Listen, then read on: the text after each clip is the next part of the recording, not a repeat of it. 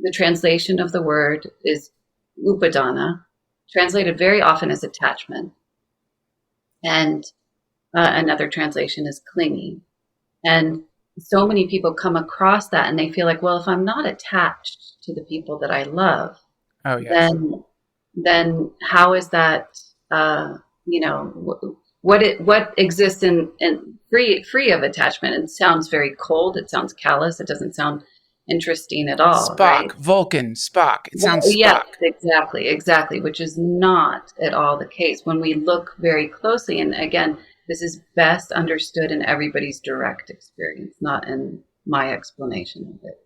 But when we look really closely, so I'm just pointing to everybody's hearts now, that we're all the Yeah. same, is that we attach in these various ways. The Buddha never even mentioned people that we attach to. But if the definition, I brought it up because I thought you'd bring it up. But the definition of upadana, the different kinds of clingings we do, we attach to things being pleasant, particularly at the sense doors. So there's other kinds of pleasure that we experience, with sensual pleasure, touch, smell, all of our five senses, Yes. or the sixth sense being that of the mind. So what happens when we're in a relationship with anybody, whether a spouse or a child, and we want it to be a pleasant experience? Nobody provides that for us all the time. Right. Our relationships are going to be unpleasant at different times, whether they smell bad or they look bad or whatever. That's so Yeah. Clinging is so easy to see how that creates harm within a relationship and actually prevents us from really loving them, from seeing them as a precious human being. And in Right. fact, those two things are mutually exclusive. I think I saw a quote from Osho that said that attachment and love are mutually exclusive, and they're not existent in the mind at the same time. We can go back and forth between feeling attached and then loving and because the mind moves that quickly. But when we're attached, we're pretty blinded to another being. We were like, I want this to be pleasurable, and then now it's gone away. Now I'm resenting the person. Like a lot of things can compound on top of that. And then the other way of attaching is to our ideas about them. And so even if and I hope this doesn't sound callous or Vulcan either, but even if we want somebody to be, we cling to the ideas. Right now, I've had a very difficult couple of weeks because my brother, who was living with me, had a series of seizures, and he's been in the ICU unconscious for the last. I'm sorry. And not regaining consciousness. And so, the attachment is my ideas of how things should be right now. And of course that creates stress. And we're going to do that still. Only fully enlightened people don't do that. So it's not to shame the idea of clinging and attachment, but to become very familiar and intimate with it, aware of it when it's present in us, and learning how to sit with its suffering. And we do that. It doesn't stay as long, We can process the grief or the non-acceptance or the resistance of reality that we're going through because we learn to sit with that feeling of clinging. It should be like this. So to ideas, we're clinging to ideas. Ideas aren't reality. The reality is where this person is, my brother is right now, the state and condition that he is right now. Oh my God. This is not, when that stuff has happened to me, my first response is I just think this isn't fair. Yeah. I got to negotiate here. Who do I talk to? Do you have a manager? Is there a manager I could talk to here? This is ridiculous. Who's running this? Are you kidding? It's me.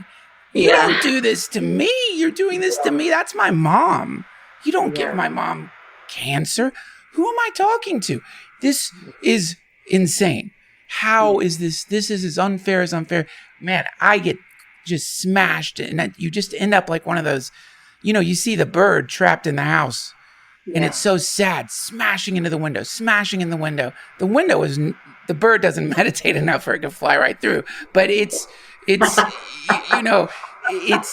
so sad. And then that's how I react to what you're talking, events at that level. Yeah. That's my go-to is, this isn't fair. I deserve better than this. Are you kidding me? And I get mad. I get mad.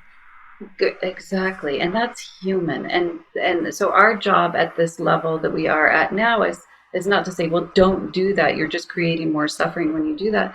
But what mindfulness is not shaming that part of ourselves, but really being able to sit with that as an internal reality. We've got the external reality, the internal reality denies it. And once we do, we start to see this isn't changing anything and it's making me suffer a lot more. And then Yeah. yeah. And then so we wake up and mature more, and then we can more accept the realities that life isn't going to do what we want it to do. It's easier to be angry. I mean, it's Yeah. easier. It feels easier to be angry than to sit with that heartbreak. I mean, the heartbreak is all sweet. It's vulnerable. It's just love. It's like when it's a baby smiling at you when you sit with it long enough. But the baby it's like, I don't want the baby to be dealing with this. And then, so this is to give, and I am sorry that you're going through this, and I appreciate you coming on the podcast as you're going through something like this.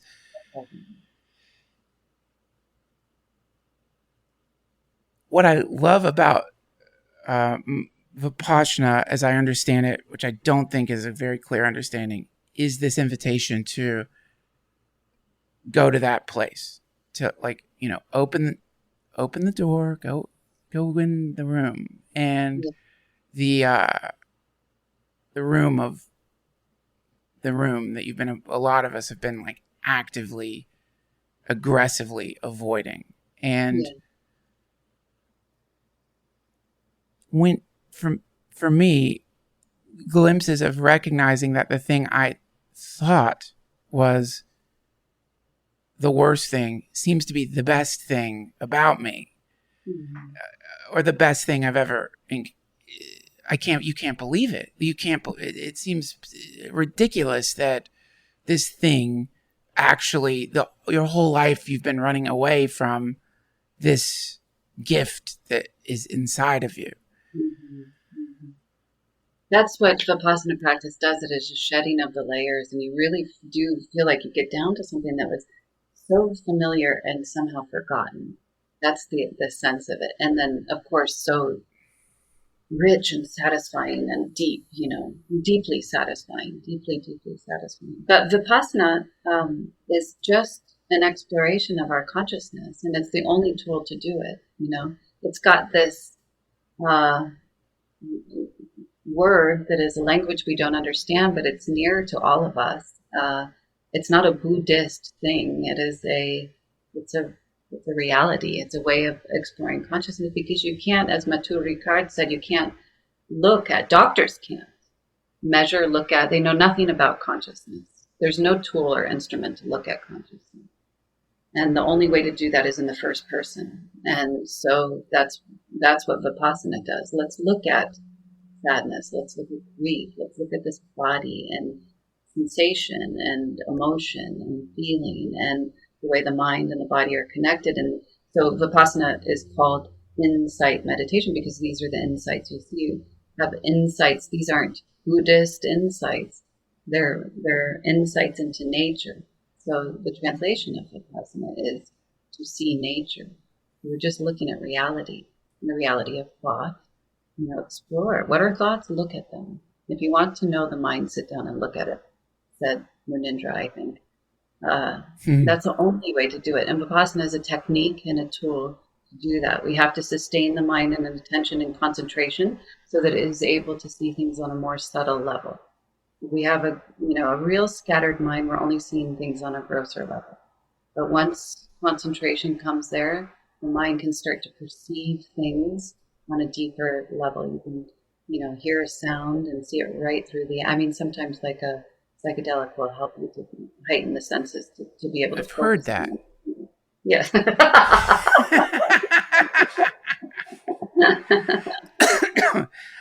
So that's what it is. And it alleviates stress because you're looking at in the mind what is the cause of stress. And it's a reality for everybody.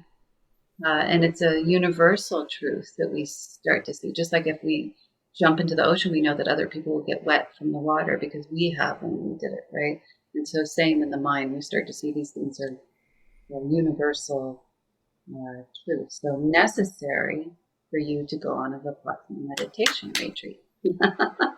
I got kicked out of the last one. I'm not allowed to go. I'm banned from all my Vipassana retreats. What did you do? Walk through a wall into the ladies' bathroom. I didn't know it was there. I just learned to walk through a wall. Did not mean to do it, but they were like, and then I tried to walk back out, and because I was freaked out or whatever, I just slammed into the wall. So nobody believed me. They thought I was a creep or something, So then, they're like, you're banned. You can't do it. Yeah.